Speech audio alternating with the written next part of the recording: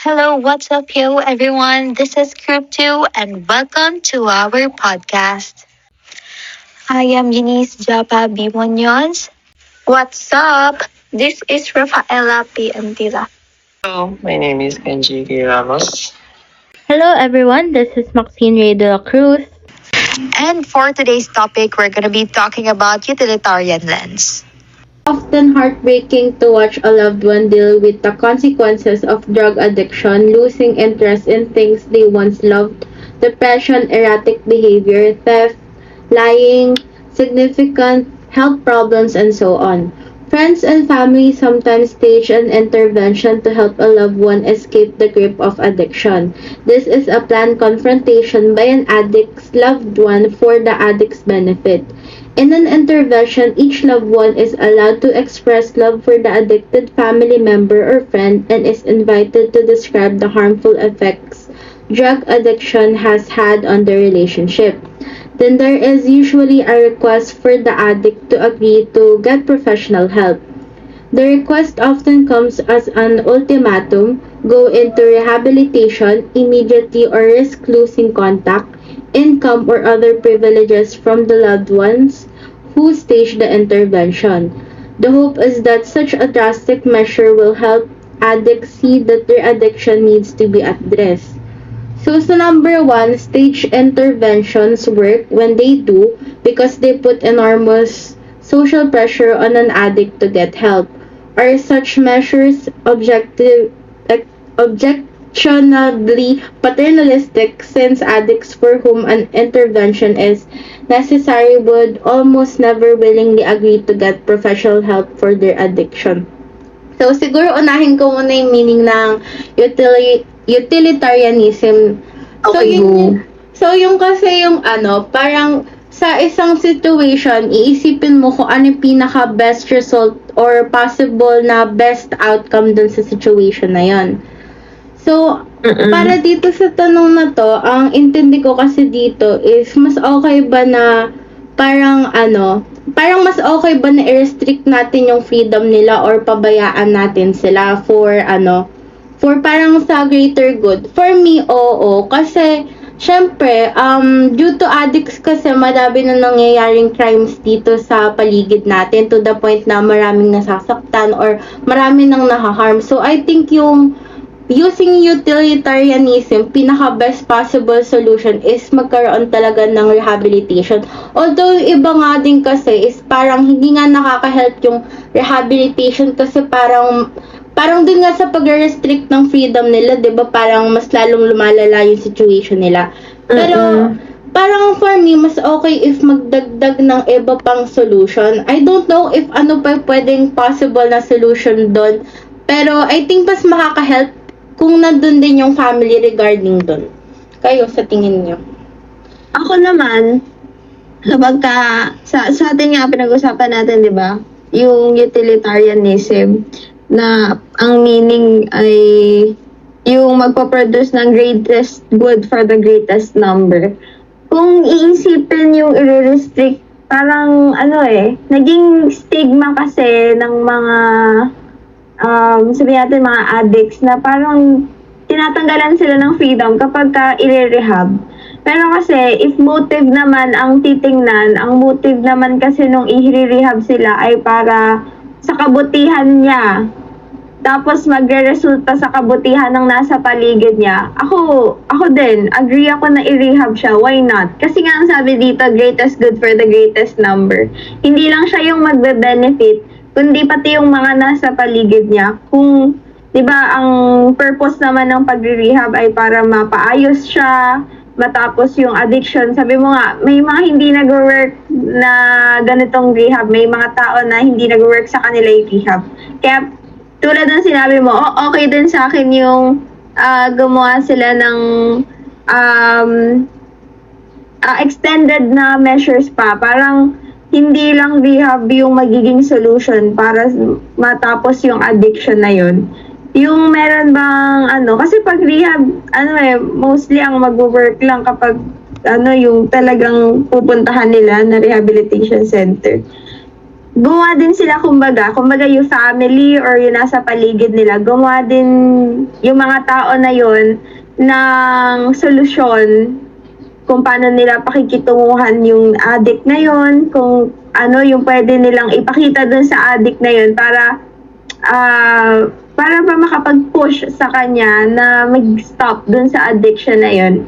But speaking of in terms of rehab, agree din ako dun kasi hindi lang naman yung i-rehab yung magbe-benefit kundi yung pati nasa paligid niya kung magiging maayos siya.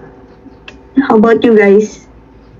Para sa akin naman, guys, tama lamang na i-rehab sila upang matulungan silang gumaling, upang ang kanilang mga sarili ay mabago at tuluyan silang magbagong buhay. Kung kaya kinakailangan dahil makatutulong ito upang malayo ang buhay nila sa kapahamakan at matahak ang tamang landas sa buhay. Naniniwala ako na dapat nating tulungan ang mga nalulung sa ipinagbabawal na gamot. Ang mga taong nalulung sa pinagbabawal na gamot ay kailangang turuan upang mailigtas nila ang kanilang sarili, kung saan maisasaayos nila ang kanilang pamumuhay at pananaw. Ang rehabilitasyon, ang oportunidad nila para mabago ang isang taong may nagawang masama at ito rin ang makakatulong to change for better. Kaya ang droga ay iwasan para sa ating magandang kinabukasan. Ikaw ba, Kenji? Sa akin, kasi, hindi naman sa sinasabi kong mali yung rehabilitation or yung restrict sa mga, yung, alam niyo yun, yung nilalayo natin sila sa mga ginagawa nilang ka-addiction na gano'n. Pero may possibilities kasi na, pwedeng maging opposite effect yung magkaroon ng opposite effect yung sa akin. Yung Rehab? ano tawag doon? Restrict. Basta pagbawal sa mga ginagawa nila, yung mga sa mga ways na kunyari, maski kahit sila, parang hindi nakakapag-isip ng state kasi ayun nga, mga addicts nga. Pwede pa rin nilang maisip na na dahil ayaw nila yung ginagawa nila, ayaw din nilang gumaling. Parang ganun. Pwede din kasing mangyari yun. If ever nag-come sa mind nila na parang ayaw nilang gumaling. Ano ba tawag? Parang nagigits kita. Ang bolo. Go! Nagigits kita. Kung parang pag ayaw talaga ano nila. yung tamang word Basta parang nag-a-against sila na umayos kasi doon na nga sila nasanay sa ganun na lifestyle nila. Oo, yung parang dahil pag pinigilan, kapag pinush natin sila sa rehab, parang mas magre-rebelde. Ayaw Mas lumalala lalo, di ba? Oo, sa bagay. Tapos ang maapektuhan yung paligid din. Oo naman. May chance din kasi na mangyari yung mga ganun. Sa Kaya bagay. ewan ko lang, siguro kailangan sigurong mag-isip ng parang panibagong way na parang calm down muna sila. Tapos, Tsaka yung rehab. tsaka pa lang sila i-rehab. Tama. Yung may nakausap din ako na na medyo may past ng addiction. Hindi ko sure. Parang ang sabi niya sa akin, hindi kasi ko familiar sa mga terms. Parang ang pinag-usapan namin ata nun yung paninigarilyo. Sabi niya, pagka kasi in-stop, magkakaroon ng parang withdrawal. Oo din. Yung bigla ang papahintuin. Tapos, syempre, nasanay, hahanap-hanapin. Yung gano'n. Ganun. Ganon. Tapos, kapag hinanap-hanap, hahanap ng, kunyari, pinigil na nga doon. Hahanap ng alternative na, kaka-addi ka na lang. Kasi nga, biglang stop Bigla siyang stop. Walang, hindi, hindi, Parang dahan-dahan na. oo, hindi dahan-dahan. Oo nga, tama din. Parang nasa-shock kasi yung yung thinking ng mga addict na kailangan nila agad itigil yung ginagawa nila. Oo. Doon nga sila nasa ano eh. Dapat Oo. may iba muna silang magandang pinagpilibangan or kung ano. Oo, tama. Yung term nga na addict, hindi, kumbaga, excessive, Kaya medyo mahirap. Oo, tama. Hindi kasi Sino siya ba yung agad-agad mga, nababago. yung artista na addict din, yung Baron Geisler ba yun?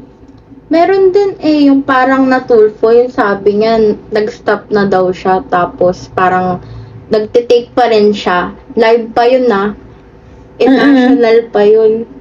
Oo. Parang madaming tinry na iparehab, pero paulit-ulit din. Kaya tama din na parang before rehab, mas-set muna yung thinking nila na kailangan talaga nila yung rehab. I think para din doon, kailangan din natin yung family no person na yun. Kasi nakaka-help din yun eh. Siyempre pag nandyan yung support family. ng family nila, no? Oo. Kailangan yung ma-shift muna yung thinking nila na okay, yung gagawin na ito ay para sa ikabubuti. Yung ganun, yung maging bright side sa kanila yung rehab, hindi yung ayaw nila kasi nga, hindi nila makita yung purpose. Para saan? Bakit? Bakit ako magre-rehab? Ayoko. Magre-rebelde lalo. Yung ganun. Oo. Sa ganun na paraan, siyempre, magwi-willing na silang, magbago sa sarili nila. Hindi na kailangang persahin. Parang it depends Tama. pa rin sa sarili, no? True. It depends. Oo. It depends pa din. It depends sa tao. Pero habang pinakikinggan ko, parang for me, yung magiging sagot sa ganito, parang hindi ko muna ipupush agad yung rehab. Oo din. No? Parang feel ko mas okay kung yung sa therapy muna na yung parang sa psychologist, di sa yun. Pwede. Oo. Parang mas okay na may kumausap muna sa kanila, tapos parang isama na rin nga yung parang family member, parang unti-untiin, tas tsaka siya, pag okay na siya, tsaka siya mag-rehab, hindi yung i-rehab mo agad kasi bagong atmosphere na naman yun, doon na siya nasanay. Step by step, gradual na steps, ganun. No, feeling ko nga. Ang galing mo dun, Kenji, True. Props to you. Thank you. Thank you sa pag-contra. Pero oo nga, ako din. Sa akin, sagot ko, hindi ko muna i-rehab. Oo, Para Para yan? Para sure ball. sa bagay, totoo din. May first step before rehab muna ako. Kung ako'y pagpipiliin. True. Sa atin muna, kausapin muna tayo. Oo, ganun, no? Kayo, yun na yung sagot ko, hindi ko muna i-rehab. Kasi kapag rehab, di natin sure kung ano yung magiging outcome talaga. Pag first step ay rehab agad. Sa bagay, madami din kasi ako nakikita ng articles na nag-rehab nga sila, tapos babalik na naman sila doon, paulit-ulit na lang. Sayang lang din. Alam mo yung effort, yung time, yung pera. Alam mo, nawala lahat yun dahil nag-rehab sila. Inunti-unti din kasi nila.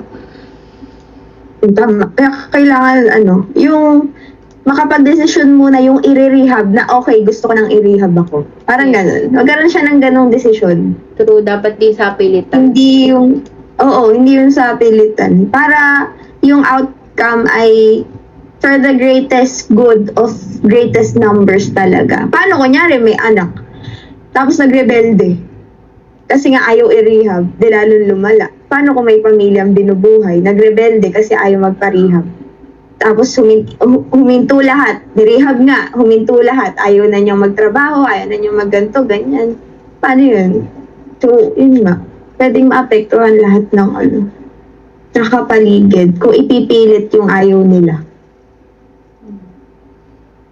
Ang galing ni Kenji dun Promise. Sige, Kenji. Ikaw na magsagot din. Ikaw na magsagot. Hindi, kontrahin mo na lang kami lagi. True. Kontrahin mo yung mga babae. Sige, kami na mali ngayon. Ngayon ko lang tinanggap. Sinanggap pa. Ngayon ko lang din tatanggapin yan. Sige. Sige, kami na mali ngayon. Tanggapin na. Ayoko. 3 versus 1, Logi. Kaya hindi. Ako, yun na yung sagot ko Kaya din na din. niya? Si Rafaela. Ikaw ba, Be? Comment. Comments ko lang yung sa may rehabilitasyon, gano'n, magiging matagumpay kung yung tao yung aalis ng malinis tsaka matino. Tsaka sa rehabilitation, gagawin nila yung lahat para matulungan yung mga gumagamit na magbago at hindi nila hahayaan na aalis hanggat hindi sila nagagamot ng maayos. Kayo guys. Okay. Parang sa Tama, perspective nga ng tao talaga yon. Dapat Oo. sa sarili mo Pero na. pero kung magiging possible lang yun, kung gusto talaga ng i-rehab. Totoo. Oo. So, Okay na yung life. are we good Okay. in Are we go? our... We good na. Salamat, Kenji. True. Thank you. Welcome. Taas na siya. Tumaas yung pride, bigla. Tumaas yung confidence. Salamat, Tol. Sometimes family members destroy their addicted loved one's stash of drugs or alcohol by flushing them down the toilet or throwing them in the garbage. The hope is that this will make it more difficult to use the drugs that are doing such harm. But drugs and alcohol can be incredibly expensive or dangerous to obtain. Is it morally justified to destroy a stash of drugs or alcohol as a way of helping an addict? Why or why not? Para sa akin, ang pag-aabuso sa alcohol o droga ay ang pasimula ng pagkagumon. Binabago ng alak at droga ang normal na paggana ng utak. Gayunpaman, mayroon dun silang pangmatagalang epekto sa utak. Di ba yung utak natin sumasailalim siya sa mga pagbabago na sa kalaunan ay maaaring maging sanhi ng pag-abuso sa droga at alcohol na maging addiction. Ang paggamit ng droga ay maaaring magpalala o magpataas ng panganib ng mga kondisyon sa kalusugan ng isip tulad ng pagkabalisa at depresyon. Yun nga, kung ang lahat ng tao ay matutunan ang paglayo or pagtigil sa paggamit ng mga ipinagbabawal na gamot, marahil ang ating bansa ay umunlad dahil maaaring mapunta sa magandang paggamit ng kanilang pera kaysa sa pagbili ng droga. Kasi 'di ba, yung droga is wala siyang magandang dulot, lalo na sa mga kabataan. Yon, yung mga binanggit ni Rafaela, yun nga naman talaga yung effects, yung mga kalalabasan. Kapag nagda-drugs, umiinom ng alcohol, pangit naman talaga yung magiging yung epekto kahit kanino pa nung drugs at alcohol, lalo na yung addiction. Kahit naman kahit anong konsepto ng addiction, hindi talaga maganda sa isang tao. Paano pa kung drugs and alcohol? Kaya yung tanong dito na, di ba parang sinabi doon, sinisira, tinatapon yung mga na yun, pinagkakaadikan na yun.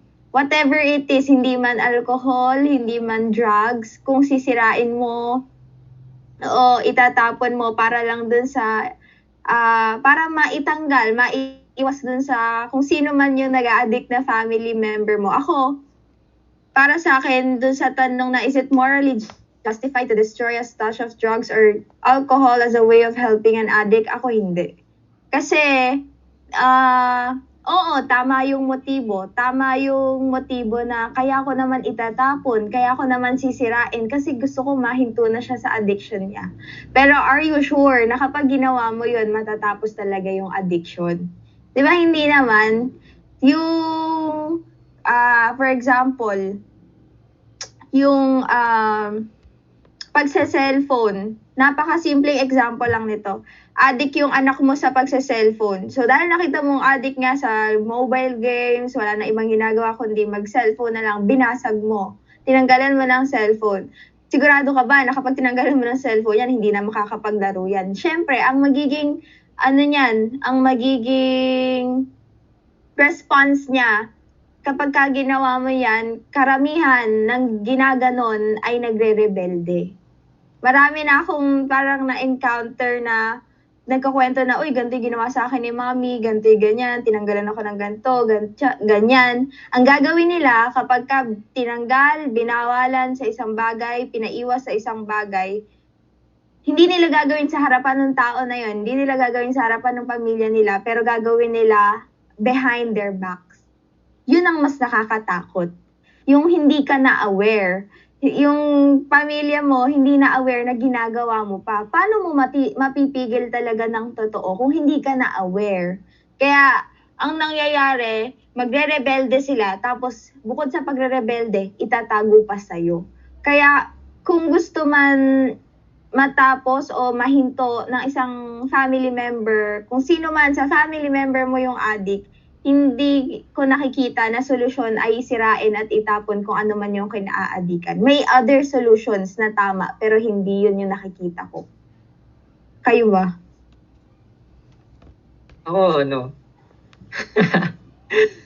Hindi, actually. Gusto ko sanang kontrahin kaso hindi ko kaya. Kasi, hindi kasi tama. Hindi kontrahin mo. Kukontrahin kita pabalik. Napakamusit mo, Kenji!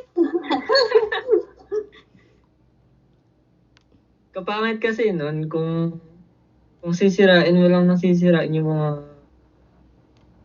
mga gamit nila. Oh. Kasi, kunyari, mahal nga yun, di ba? Oo. Nila, tas, gustong-gusto nila yun. Tapos, sinisira-sira mo lang. Siyempre, nakakasira din ng yun. Nakakasira ng mindset ng Tama. tao. Tapos, lalo na yung sinabi mo kanina, siyempre, the more na parang binabawal ng mga magulang or ng family member yung ginagawa, the more na hinahanap din ng tao mismo. Whether iniisip man nila or ginagawa na nila ng instincts, parang ganun. Mas lumalala lang, tas kahit hindi naman nila gustong kunyaring, kahit hindi gusto na nilang pigilan sa sarili nila kasi dahil binabawal nga or sinisira yung mga kinaga-adikan nila. Mas lalong hinahanap nila tas na ginagawa nila na hindi nalalaman ng family member nila. So, ayun. Tama. Wala talagang hindi ko makukontra yan kasi hindi naman talaga makakabuti sa kanila na parang bigla mo na lang sisirain yung pinag-aadikan nila. Kurik. Yun. Sa akin naman, well, ganun din. Para sa akin, kasi syempre, pag tinanggal mo yun yung positive Tapos yung pag hindi mo tanggal dun, yun yung negative. So pag mo yun, magiging negative pa rin yung kalalabasan niya, di ba? So for me, dapat kasi parang unti-untiin muna. Kung gusto niyang matanggal yung addiction na yun, dapat unti-untiin niya lang muna. Hindi kagad yung tayo na, halimbawa tayo tatanggalin ulit kagad natin yung kinaadikan niya na yun. Kasi may process yun May process yung pagtatanggal ng addiction ng isang tao. May ibang way naman no? Pwedeng pwedeng bawalan muna tapos may ipagawa silang iba sa taong yan. Oo, para Ay, sa magkaroon din pala? ng ibang pansin yung In short, yung pagsisira nung tsaka yung pagtatapon nung alcohol or drugs, parang hindi naman yun yung solusyon talaga kung gusto nilang mahinto yung addiction. Oo. Pag ba tinapon at saka sinira nila, ibig sabihin, hindi na bibili ulit. Bibili pa Parang din yung sure ako. Kala mo mawawalan na sila ng choice no? Oo, hindi rin. Kaya parang, lalo pang sasamay loob sa kanila. Oo Lalo din. pang Meron din re-rebelde. dito sa amin, like, pinihinto niya kasing manigarilyo din. Di ba medyo mahal na yung sigarilyo ngayon? Tapos, ginawa parang tinapon lahat ng sigarilyo. Tapos, anong nangyari? Oo. Nag-away pa sila. Tapos, di rin naman natigil yung paninigarilyo nun. Diba? Mas malala pa yung kalalabasan kapag yung okay, sabi ko nga kanina, tama na may motibo ng family member na, okay, gusto ko kasi matigil kaya gagawin ko to. Pero i-check muna niya yung actions. Kung yung motibo niya ba at saka yung action niya ay magtutugma. Kasi kapag ka, sabi ko nga, di ba, kahit naman, kunyari, ibahin natin concept. Kapag ka yung magulang sinabing, bawal ka mag-boyfriend. Di ba karamihan, lahat na minabawal na Uy, bawal. nagbo-boyfriend ng patago. Totoo. Di sinasabi. Di ba? Ganun din gagawin nila doon. Patago talaga yung mga mangyayari. Ang pinag-uusapan, greatest good for, greatest number. Sa tingin ba nila kapag pinahinto nila bigla ng ganun, maganda yung magiging resulta. Lalo lang nagkagulo yung pamilya. Lalo lang sila nasirang pamilya kapag ginawa nila yun. Totoo din.